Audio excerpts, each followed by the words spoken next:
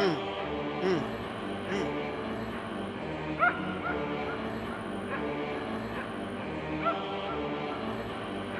Let's go, let's go, let's go! Woo!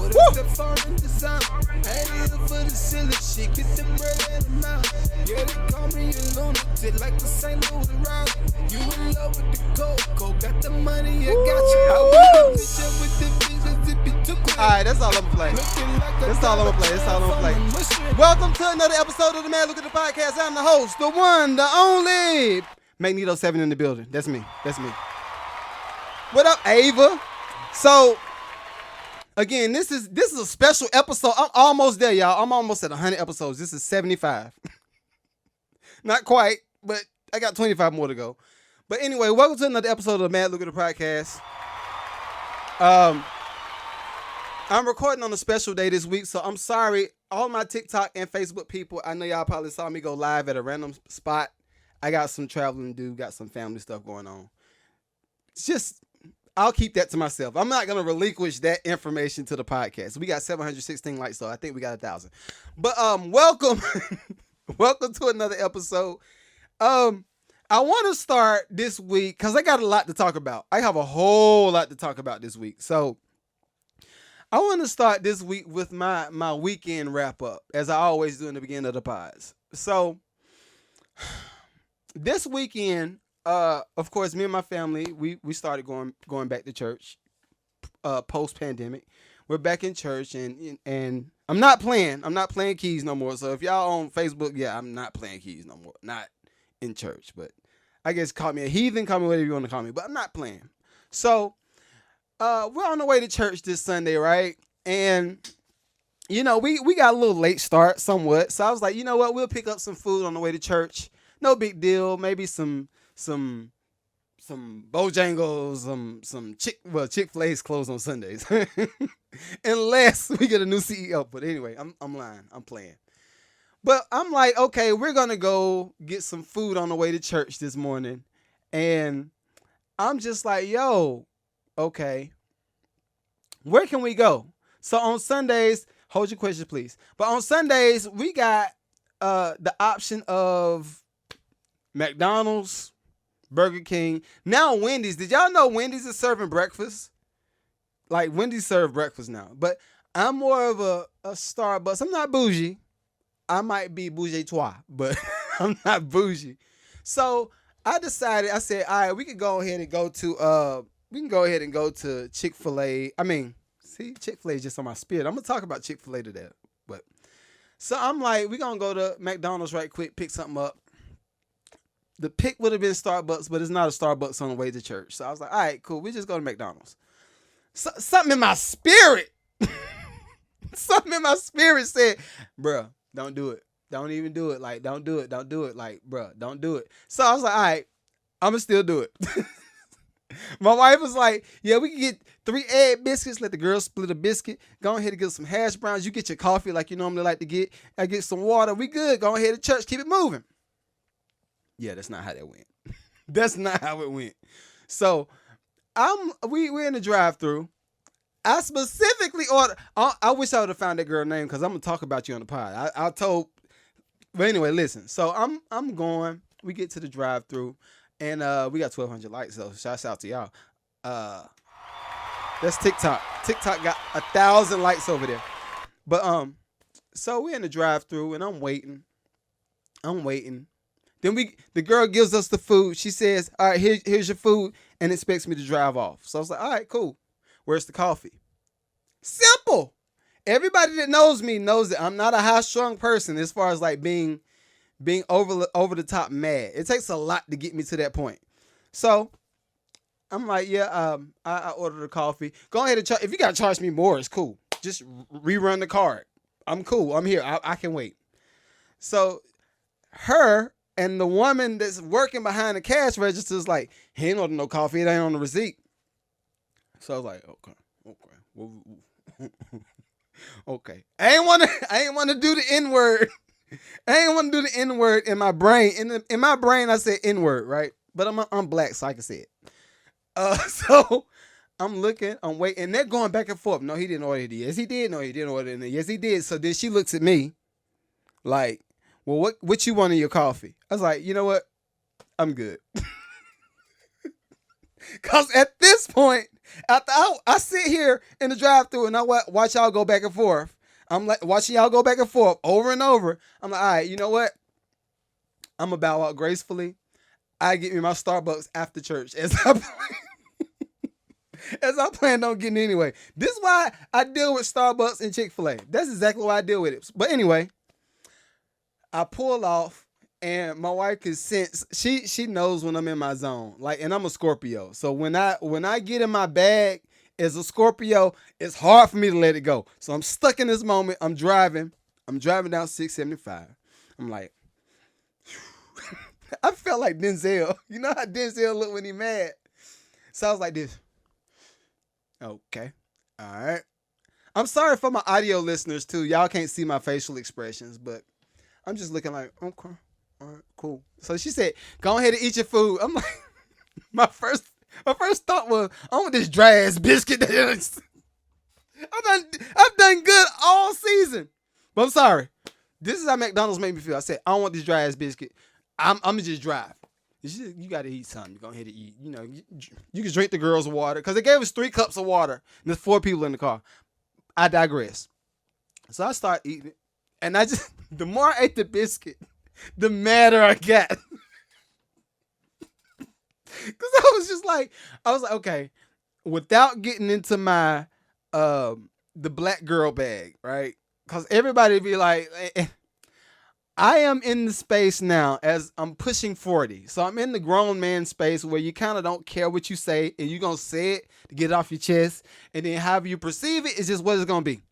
So anyway, I'm driving. I'm like, that's this TikTok girls. That's all they want to do is have bad attitudes. I'm just going in my bag. So she's just like, I understand what you're saying, but it's not all of them. I was like, it's the majority. So hold on. I got a tag just for them. She belongs to the street.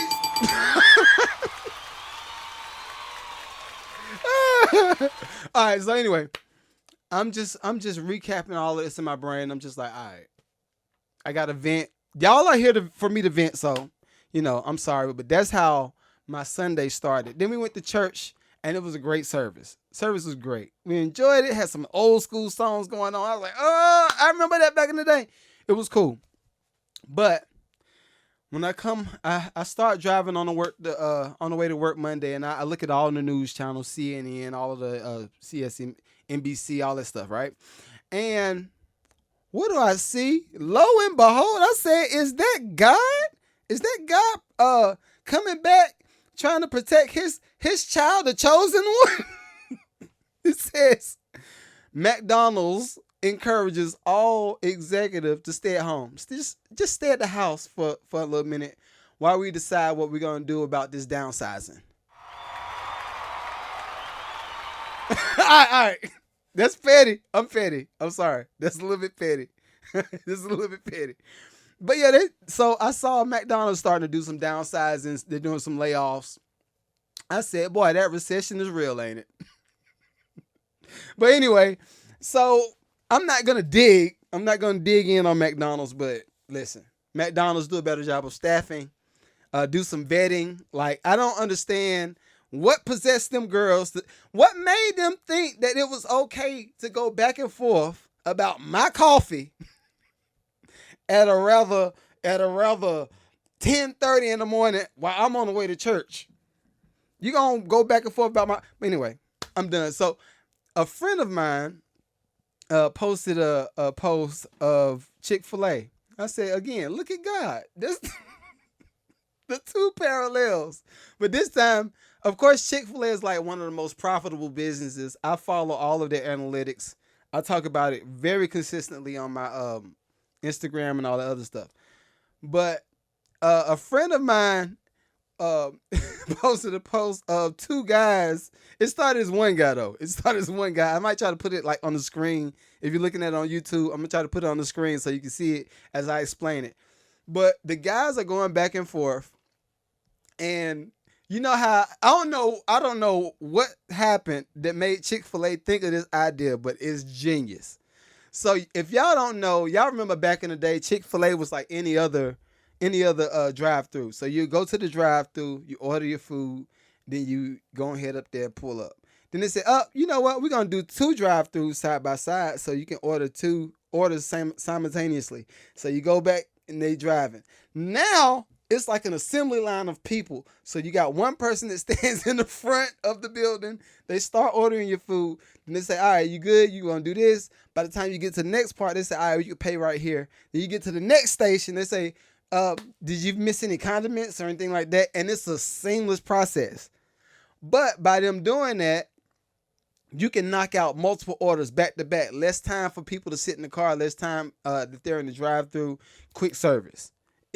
They've mapped this thing out to the T. They mapped it to the T. So I'm looking at it like this.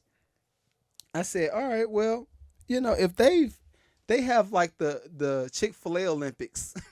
I think that's what it's called, like Chick-fil-A Olympics.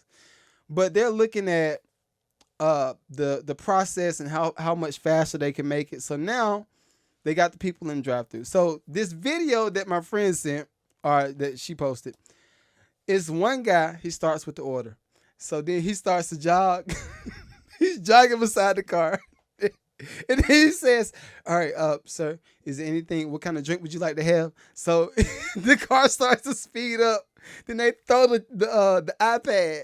So then another guy picks up the rest of the order. All right, just want to make sure you got some ketchup, you got Chick-fil-A sauce, you got this, you got straw, got 5, this.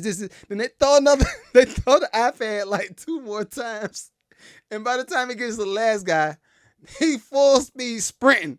Like he's sprinting beside the car. And I was just like, yo, it's hilarious. But like Chick-fil-A really has coined the process of fast food.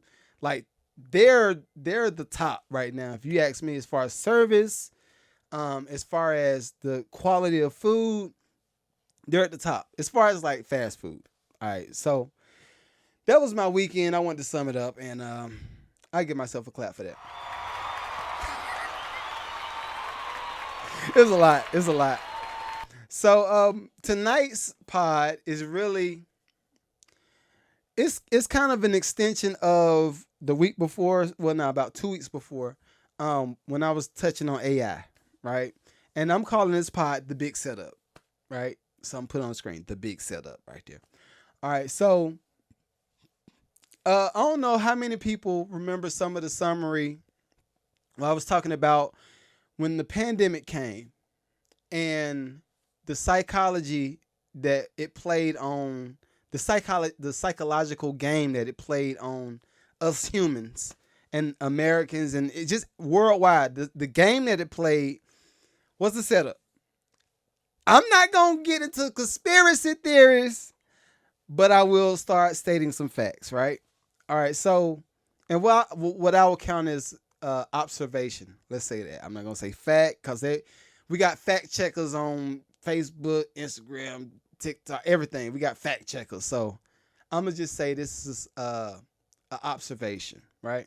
So when we were kind of, I'm going to say halfway through the pandemic, I noticed, I think I had quit my job, but then I went back because I was like, yo, this pandemic about to come. So I got to get a stable job back because I can't be winging it.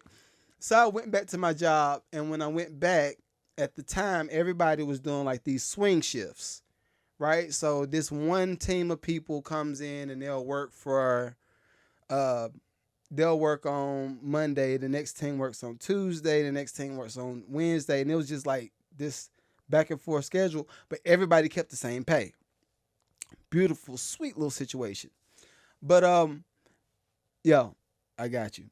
But so we were like, okay, this didn't really touch the government sector, but what is it doing for the private sector and everybody else that has like small businesses? Like, I'm also a contractor. So I saw firsthand, that's what prompted me to go back to work. I saw firsthand how people didn't want you in their house because they were scared that you're going to bring corona with you. And if you're anything like my wife, she's strong on she's strong on not letting contractors in the house without masks and all this stuff. So I was like, all right, that's where we were in the beginning of the pandemic. What my brain immediately said was, I had some water. But what my brain immediately said was, okay, if people feel like this towards the middle of the pandemic, right? What is that going to do for the food industry? What is that going to do for any hospitality industry, like hotels? I would say lawn care, but people outside for that. But house cleaning, housekeeping, all that kind of stuff. What is that going to do for that industry? And lo and behold, it's doing exactly what I thought it would do, right? Because it's made everybody start growing apart. For one, I don't care if it was relationships. I don't care if it was a contractor that you like to have in your house or whatever, or Miss whoever like to come clean your house and she made her salary. The pandemic made people be like, all right, I'm good. You might be a little rony. You might have a little rony on you, so I don't think I want you in my house. That's where we were. Now, fast forward, 3 years later? Yeah, right at 3 years later. Everybody that's in the space of hospitality, or that was in the space of hospitality, is now being replaced, right? And whether that's being replaced with a cheaper salary, or what I think, the bots are coming. I'm sorry, the bots are coming, and I can't even say like it's a guess. Like right now, I think everything is right in your face. I got a video that I saw earlier. My wife sent it. It's a building, a school building in Shanghai, China, walking from one location to another location. How is it doing it? With the little robotic feet, they jacked up the building from the foundation, put these little robotic feet under it, and now the building is walking. This is some cartoon stuff. This is stuff. This the Jetsons, the cartoons. Like this is stuff that we saw then, and now is being materialized in person, right? So that made me think this. All right, how many people would it have normally took for a building to either be cut in sections and then hauled off on tractor trailers? And this is a big building. I might try to put it on the screen, but it's a big building. I'm talking about, like, I think it may have been 10 stories high and maybe 30 rooms wide or bigger. Like, it's a big building walking on robotic feet. So that's officially taking out a demo crew. That would be somewhat of a labor force. And we already saw how they're doing 3D prints of building structures, right? We've seen that like 2 years ago. All right, so that's a thing. I'm sure that's somewhat being perfected. And now, what we got? The brain behind the whole situation, AI. AI has been sending me emails, by the way, and my wife thinks I'm just being crazy. It sent me emails, and I'm like, yo, why is AI sending me emails? Because I said it in a few pods. So it's like, hey, seems like we got off on the wrong note, Mike. No. So we got that aspect. Now you take it to the fast food industry. All right, we already seen how certain businesses are trying to adapt any kind of AI, any kind of electronics, robotics to make their business more seamless. I'll say that. But how many people, i.e. McDonald's, how many people are going to be out of a job?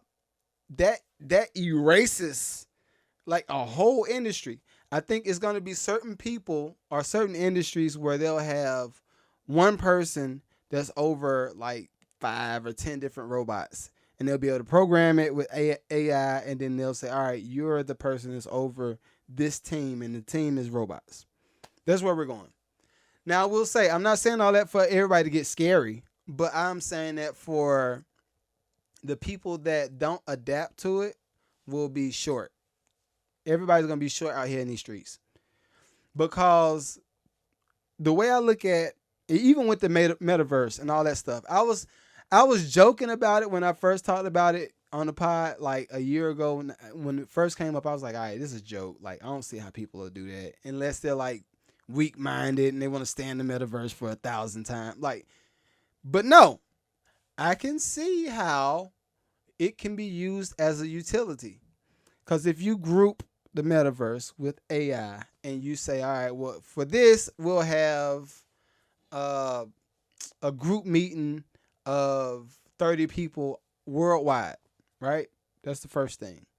There's a group meeting of 30 people worldwide. Each person is over 5 different robots in their space. And all we need you to do is be able to program this, and you do that and you do this.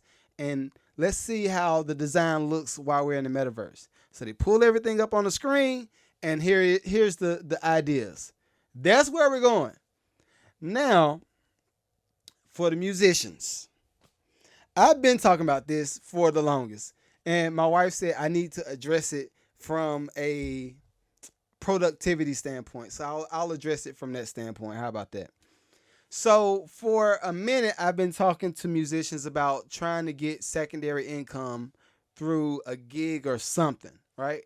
Now, certain gigs, even certain gigs that I wrote about in my book, is going to be phased out because we have a new technology.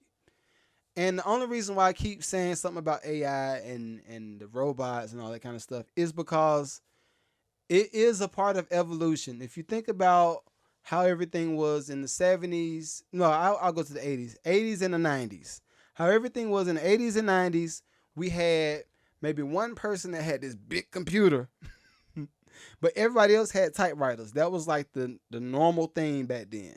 Then we went from typewriters to everybody had the big box Mac with the rainbow on it. That's where all the schools had that, right? And then they got rid of Steve Jobs, and then they gave Microsoft some time to come up and got his money in. So now everybody has Microsoft. It's like the normal thing to have in offices. Then they came back with the iPhone. Everybody has iPhone. Now the iPhone just keep getting smarter and smarter and smarter. The camera's just going to change. That's all it's going to be. Like, at some point, communication in the metaverse is going to be as normal as it is on the phone. How everybody has a phone right now, everybody's going to have the headphones. The glasses at some point, where you're locked into the space. Everybody's going to have it. Like, you're not going to be able to get around it. So the people that are going to win are going to be people that adapt to it. Why I came up with the idea. This was the idea that I had, and now I'm just like, I'm a genius. I am a genius.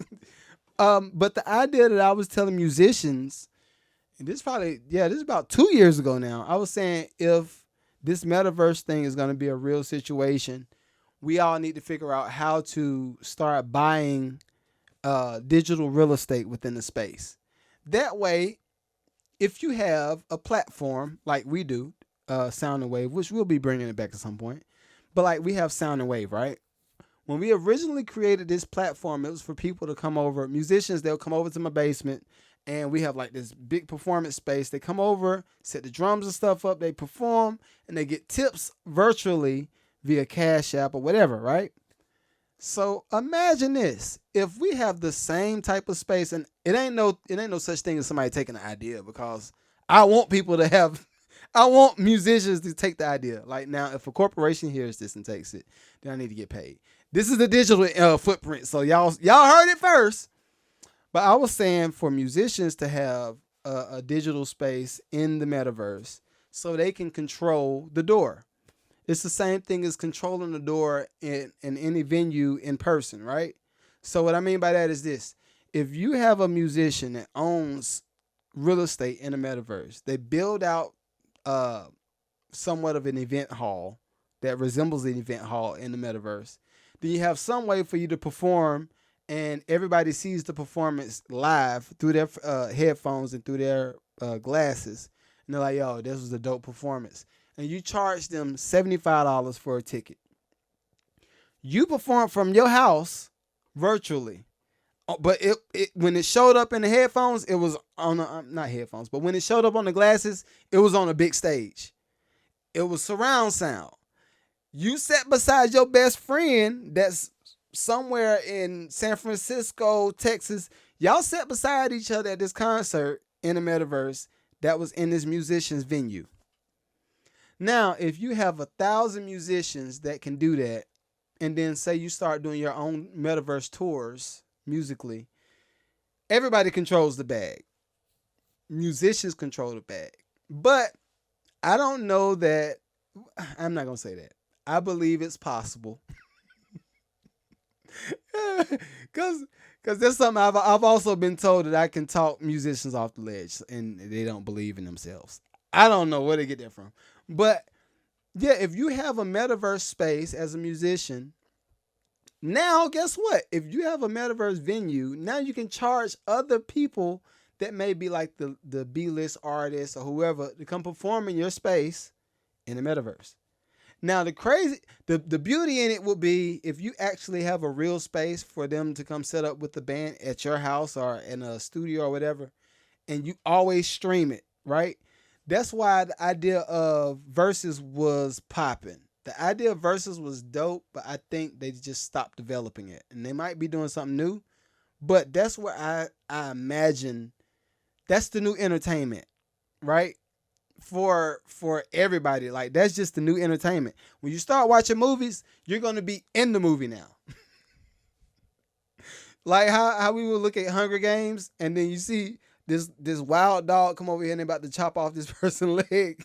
And they're like, man, that's crazy. You're going to be sitting by the dog in the scene in the movie like, yo, that's crazy. But when the movie's over, you take your headphones off and you go back to real life. Now, that's my hope, that people go back to real life and you don't get stuck in the space. But that's enough of that part, right? Another thing, I was looking at how many people have actually started making good money after the pandemic. Because I don't know that a lot of people are actually serious about what they're doing. And give me one hot second. This is 2816. My laptop died. I'm sorry, y'all. I'm sorry. Give me a second. Exactly. Yo, thanks for the likes, yo. So, is this you, Mom? I brought a charger down here. I don't even know where it is. Oh, here it is. All right. You can't finish a pod if you don't have your notes and stuff. Like, I have important stuff to talk about, too. That's the crazy thing. But it's going to be crazy, y'all. Like, all right. I'm back. Let's let that joint get some juice.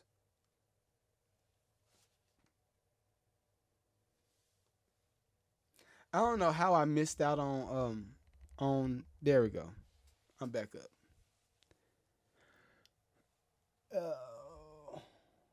Wait a minute.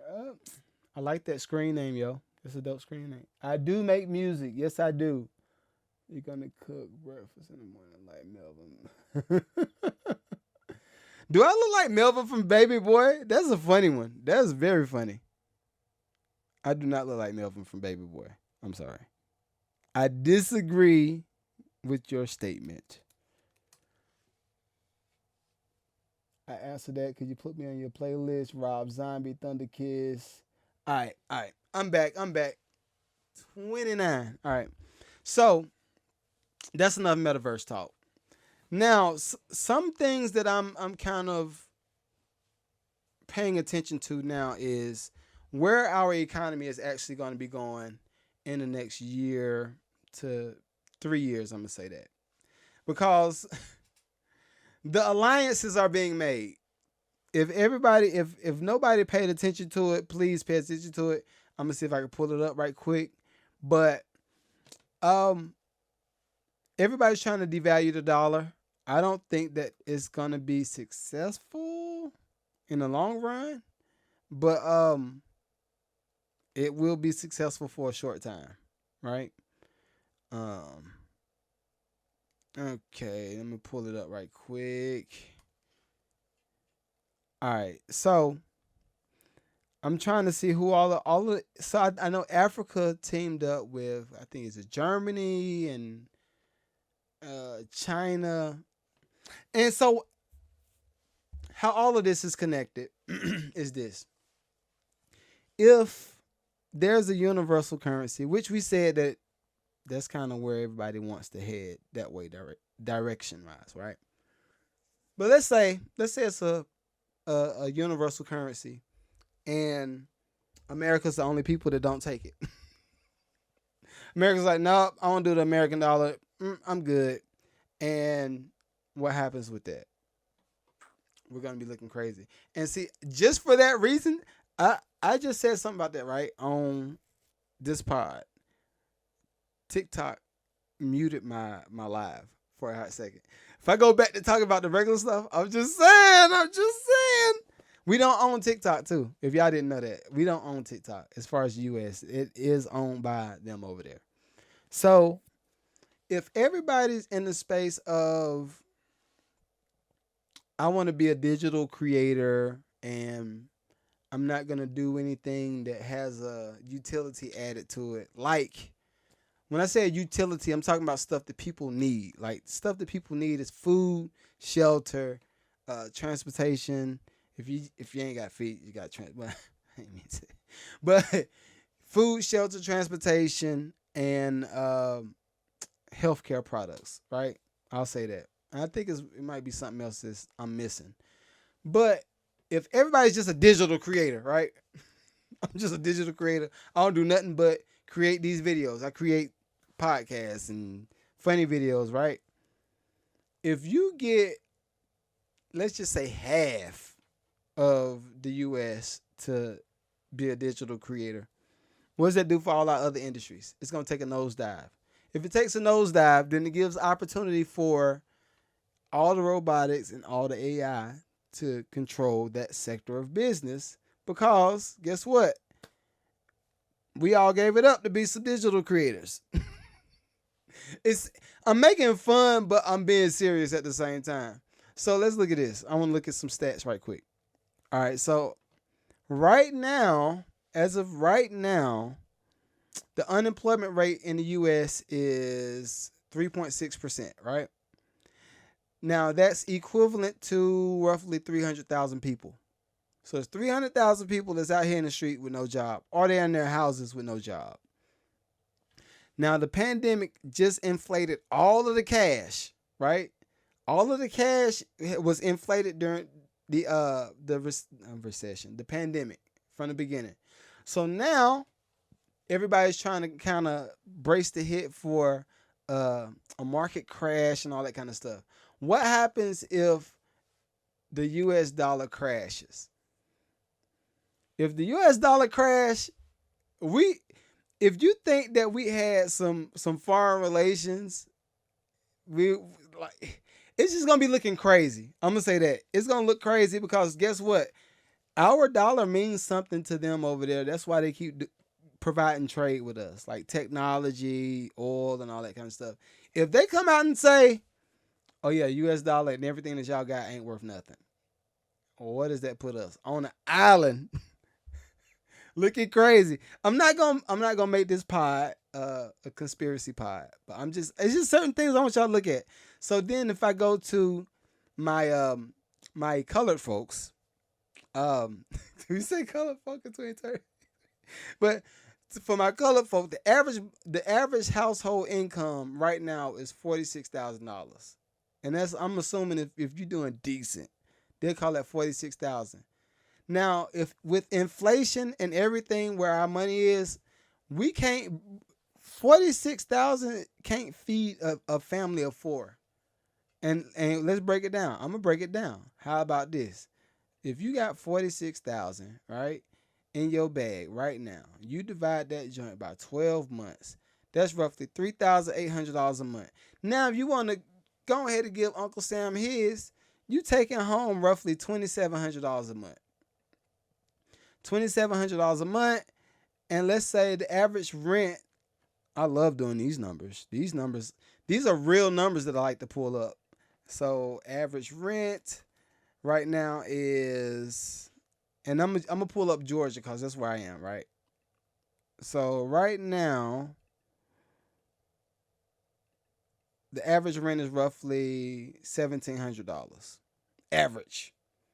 So out of $1,700, $2,700, take away $1,700. That's already, you are already down to a stack. Now you still got food, you got utilities, you got gas to pay for, you got clothes, you, and that's how we're in deficit. They say a lot of people are pulling money from credit cards and all that stuff just for expenses, like regular living expenses. So if you group that with, let's say, half of the jobs that were available are gone. AI, shouts out to you. What up? Half of the jobs gone. Now, let's say that US dollar goes down to, I'm gonna just say if everything goes down to where $1 right now might be worth 50 cents. That $2,700 is now worth how much? I like to do the math. I'm gonna see if anybody, YouTube, Facebook, TikTok, half. We talking about half. $1,350. That's the number. So how can somebody live off of $1,300 a month? They can't. And I hope that everybody is paying attention to the numbers, paying attention to inflation, paying attention to what's going on in the world, and not just your neighborhood. Because if you don't, you're gonna be out here looking short again. Now, another thing that came up in the pandemic was who felt comfortable working. Because I know everybody said, go get that bag, go get that bag. Yeah, you true, go get the bag. But if your bag is a little bag for now, go get the little bag. Graduate to the big bag. It's okay. But I will say people's thoughts are inflated right now. Because I look at the average person that sees some of these influencers that have 1 million followers. They don't know that that 1 million follower influencer might not be making but maybe $15,000 for the year. But everybody wants to aim to be that. Like, I'm just putting some thoughts out there. Another thing was, who feels like they're getting paid what they're worth when they go to their job? That's kind of the same thing. But I know that's going to be a reoccurring theme for the longest. I don't think that's ever going to go anywhere. But I will say this. The people that get paid the most have the most value to bring to the workplace. And I almost want to leave it there, but I'll expound. Because it goes further than that. For example, I love examples, right? For example, if you are, say you're an employer, right? And I'm playing devil's advocate on both sides, but say you're an employer and you have Sally over here. Why do we always like use Sally in examples? But we got Sally over here that has an MBA in whatever sector of business. Say you need an accountant, right? Sally's a great accountant. She has all of the job history and this and that, and she's dope. And you bring her in for a job. You say, all right, I want to offer you $50,000 for the year. Sally says, I'm worth $65,000. You're like, oh, okay. Let me see if I can make some adjustments. Maybe meet you somewhere in the middle, like maybe 60 or 55. And Sally says, nope, I'm worth $65,000. And you as the business owner now have to make the decision to try to get this woman her $65,000 because she has a record of delivering and she'll do a good job. Or you got this option that's $300 a month, which is AI. You throw the numbers in AI and it shoots the number out at you and you say, okay, this is how much we need to pay and this is how much we need to make. And that's $300 a month. Which one as a business owner do you think you're going to pick? Bye, Sally. Bye. You officially have no job. You should have took the 50. You should have took the 50. But that's where we are now. Like, people feel like they're not getting paid what they're worth, but now business owners have to make a certain decision. And as much as I joked about the McDonald's thing, like, that's why they've been running tests on these automatic orders and where you might just have people in the back making the food, but as far as like the service and all that stuff, ain't no service. Like, I've seen the McDonald's, this is like 2 years ago. I caught a flat. I caught a flat on the way from a property. And I pulled over, wait for AAA, right? Because everybody knows you don't want to change a flat in the rain. So I pull over and I'm at the McDonald's waiting. So I go and I'm like, yeah, I'm gonna get some fries right quick. Go ahead and eat some fries. Do something right quick. I go in, ain't no people in there. It's just, it's just like it's still what was it, like a cash register section, and there were people in there somewhere, but to order the food, no, everything was on the kiosk, and you type everything in what you want to see on what you want to eat, and then you do that, and the food comes out. People put your food out there, and you're like, all right, cool, appreciate it. It was weird, but it was efficient. And as a business owner, it's all about being efficient and conducting business. You want to make sure your business survives through every bout that the economy might toss at it. Another thing is, how do you feel comfortable with where the economy is going? And that's for all of my business owners, especially. If you're a business owner and you're watching this pod, I meant to shout out everybody that's new on YouTube too. I think I'm almost at 2,000 people. Hey, that ain't small. Especially when I started at 180. But yeah, for all of my business owners, are you comfortable with where the economy is going right now? Because if you're not, then now it's time to start planning to pivot. It's pivoting season. I've been saying that since January. It's pivoting season. Because what's going to happen is this. You're going to take 1,000 years to with the idea that you should have moved on 3 years ago.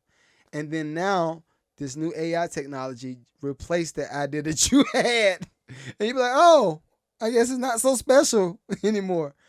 No, it's not. Like, you got to jump on it now. Jump on it now. That's the one thing I will say about anybody that I'm affiliated with that's in that 7-figure bracket, 6-figure bracket. Believe it or not, you can play around with business and come up on 6 figures. Like, you can do that. 7?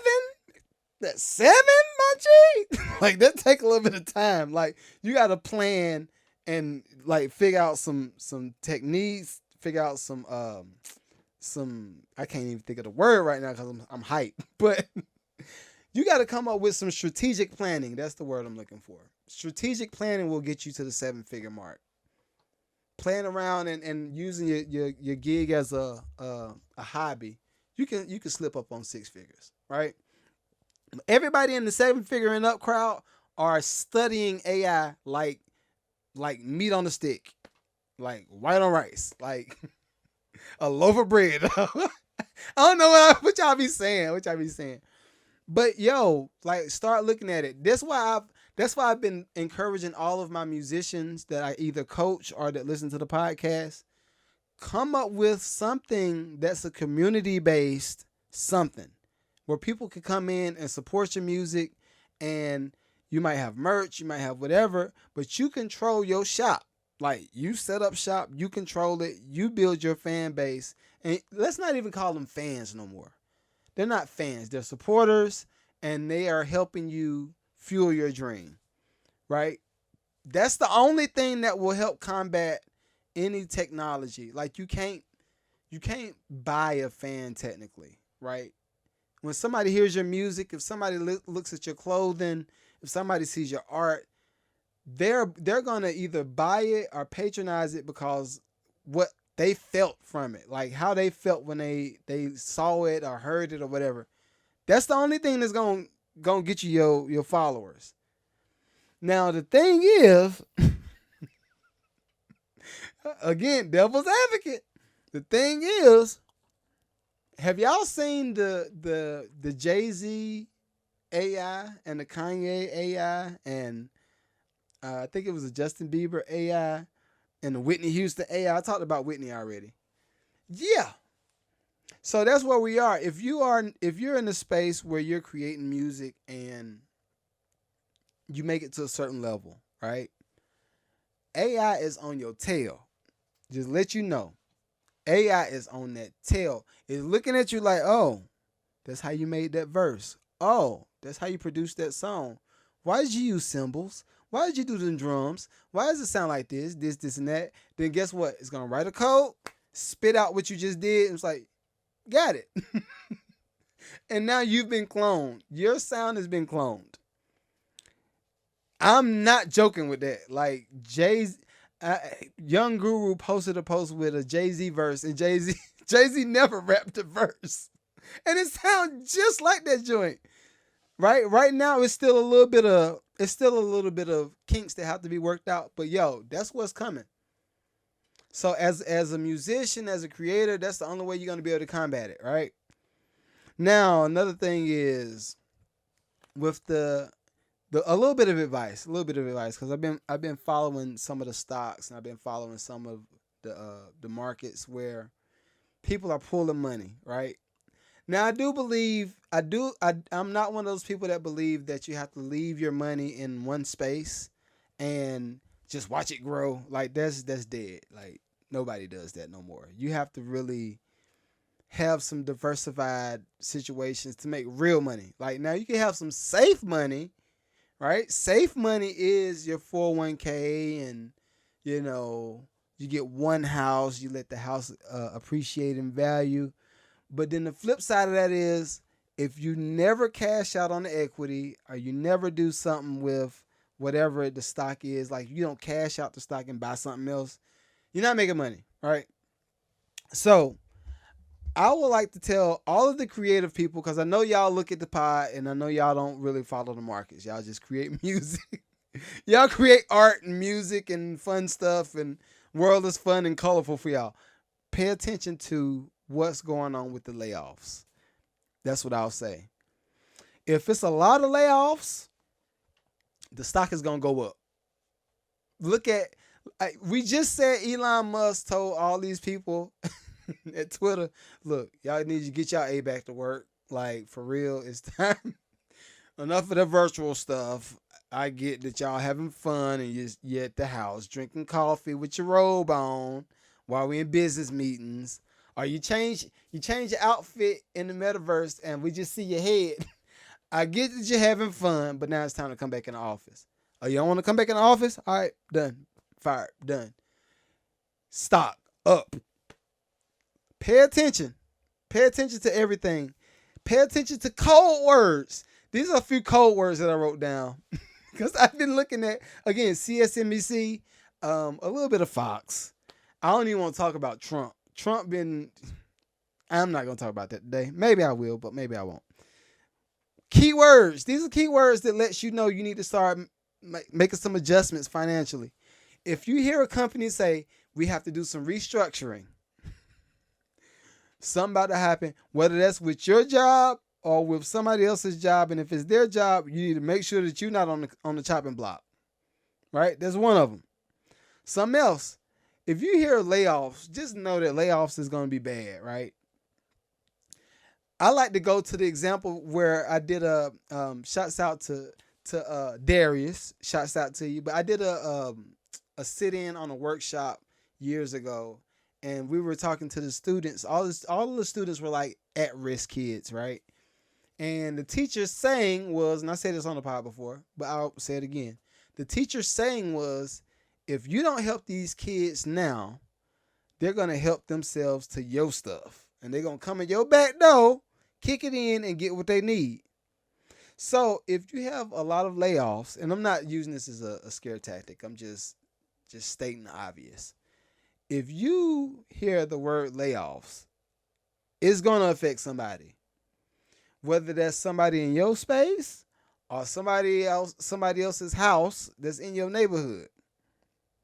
And if we're not helping to combat some of the layoffs, then that person that was providing for their kid with that salary now can't do it. The kid is going to start getting creative.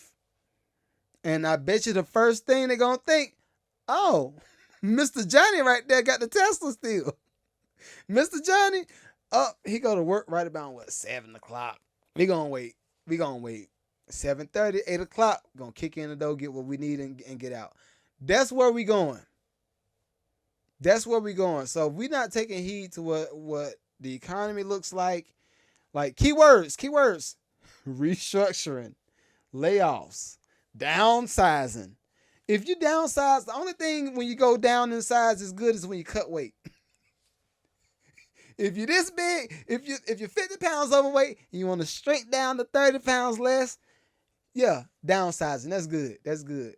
But if you are a company, i.e., Microsoft or anything, downsizing is bad. That's the cousin of layoff. Downsizing is the cousin of layoff. Another key word to look out for: adjusting. Anytime you adjust, listen, it's not funny, but I'm dead serious. I'm dead serious. Anytime there's some adjusting going on in any of the businesses, any of the markets, something's going on, and I think you should pay attention to it. Now, the plus side is if you do have a little bit of money and you can make some moves, sit on your money. Everything's gonna be on sale. I'm one of the frequent people that I love deals, right?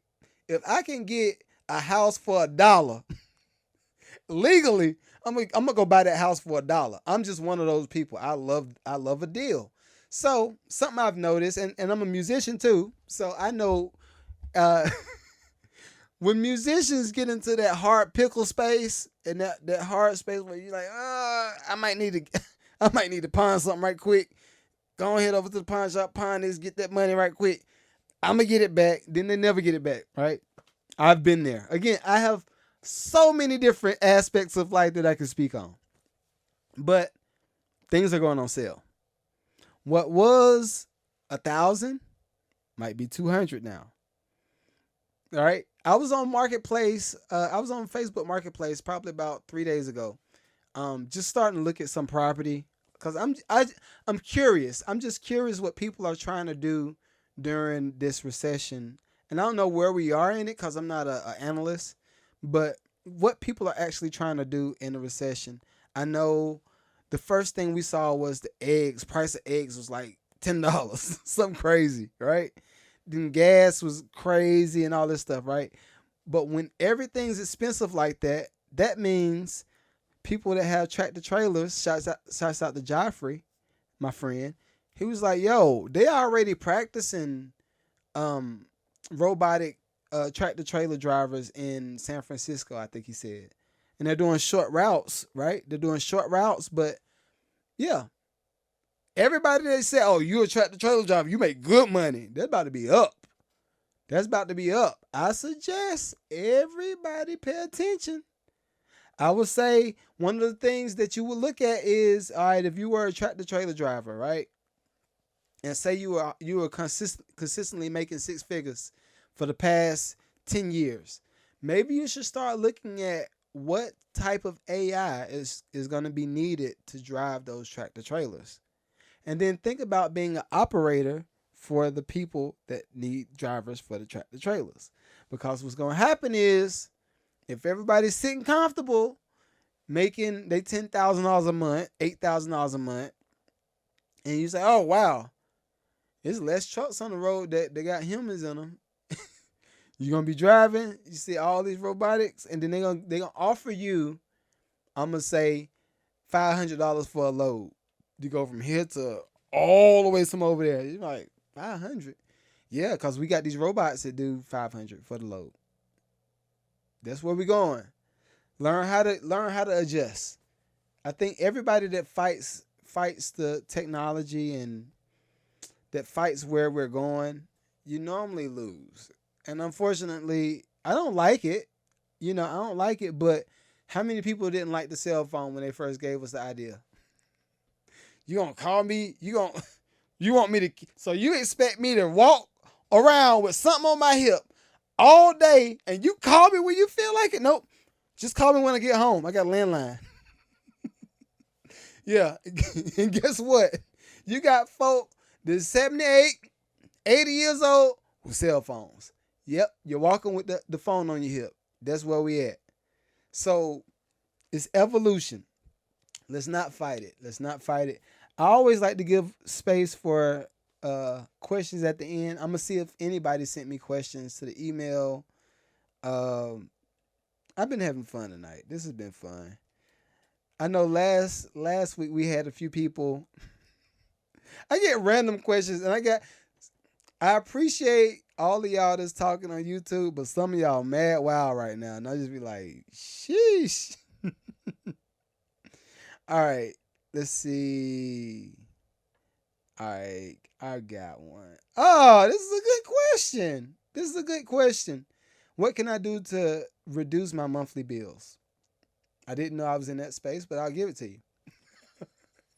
All right, so I'm kind of in that space with them, right? I'm in that space with them right now. Uh, we've been paying on a storage unit for our interior business. I think I talked about this before, but I'll repeat it. But we've been paying for a storage unit, and I'm just using this as an example. That's why I'm talking about it. But we've been paying for a storage unit for about 3 years, going on 4 roughly, at $115 a month, right? $115 a month times 12. Let's do the math. And I'm gonna tell you why I'm doing the math. So 115 times 12 equals 1380 times, let me just say 3 years to be, concise, whatever. So $4,140 is what we spent on monthly storage unit fees, right? $4,140. Now, me being a contractor, it was cheaper for me to just go ahead and build something in my backyard. We have a little bit under about a half acre roughly, right? So you got about a half acre in the backyard. I easily just build the storage unit.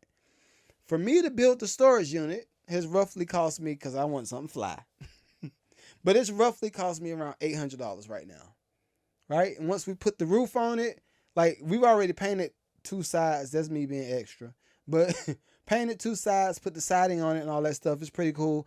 I'm a keep your question, bro. I'm gonna be looking for you. But we put the siding on it, right? And I'm gonna say by the time it's finished, I probably will spend about $1,000 to $1,200 one time. I have no more storage unit fees.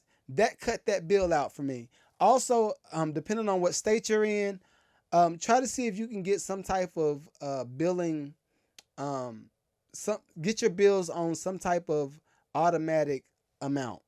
Now, I know for the summertime, you might not use as much gas, all that kind of stuff. You might not use as much electric. But if you know for a fact that your gas bill is $100 and your power bill is $200 every month, no matter what, then guess what? You can account for that. You can budget that out. And start to try to budget. If you're in a deficit right now, just get all of your main necessities paid for. Food, house, shelter, transportation. I like to add cell phone in there, or a means of communication, especially if you're an entrepreneur, because one phone call might change a lot for you. You might get a client that pay you $1,000 in one time, and you be like, oh, wow, appreciate it. So I like the food, transportation, shelter, cell phone. 4 things. Get those things straight, you'll be good. All right, I have one question. What's the question? What's your Facebook? Facebook is Magneto7. No, Michael Magneto7 Crawford. That's me on Facebook.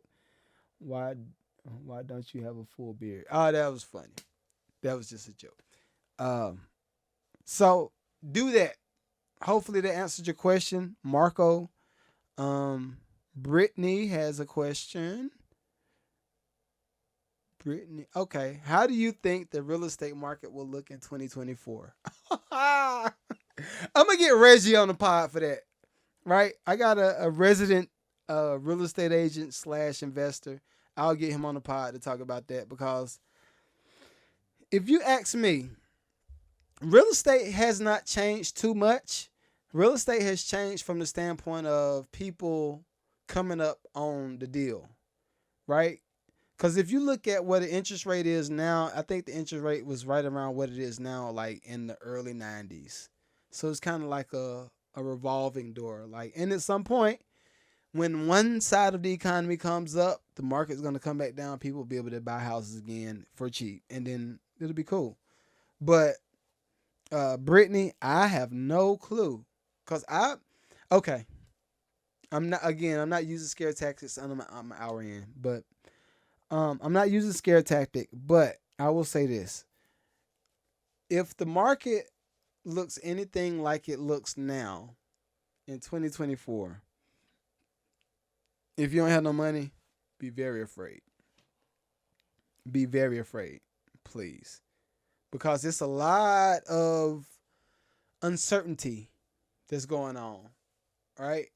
One way I always look at it is this. Wow, I know my hedge fund people gonna be mad. My hedge fund accounts that I have, I'm sorry.